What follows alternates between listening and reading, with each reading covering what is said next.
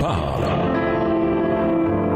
Chaque jour, Charles et Carole vous présentent la leçon de l'école du sabbat.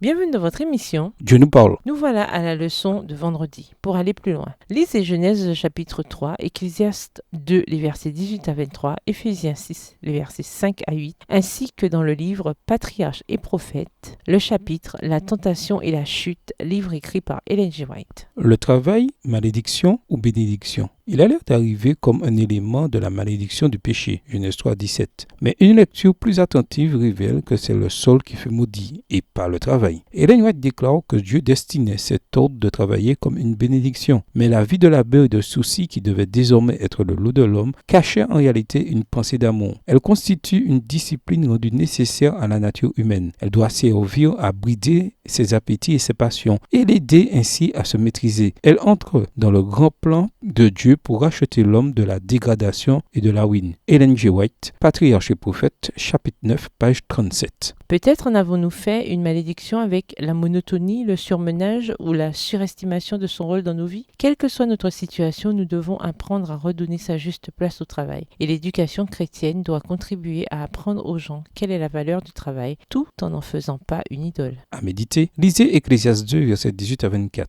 Comment Salomon peut-il considérer le travail à la fois comme une malédiction et une bénédiction dans la même portion de la Bible? Quels indices avons-nous dans le texte concernant ce qui peut faire la différence de notre manière d'aborder notre travail? C'est par l'intermédiaire du travail que nous prenons soin de nos familles. Comment peut-on transmettre à nos familles une attitude positive sur le travail? La frontière entre faire de l'excellent travail et être un bourreau de travail est parfois ténue. Comment prendre garde à ne pas aller trop loin? Voir Ecclésiaste 2, verset 23. Paul a déclaré sans ambiguïté. En effet, lorsque nous étions chez vous, nous vous donnions cette injonction. Si quelqu'un ne veut pas travailler, qu'il ne mange pas non plus. 2 Thessaloniciens 3, le verset 10. Ce principe, bien entendu, a beaucoup de sens. Mais dans quel cas ne s'applique-t-il pas? C'est-à-dire, pourquoi devons-nous nous assurer de ne pas en faire une règle absolue que l'on ne doit jamais enfreindre? Au revoir. Et à demain si Dieu veut.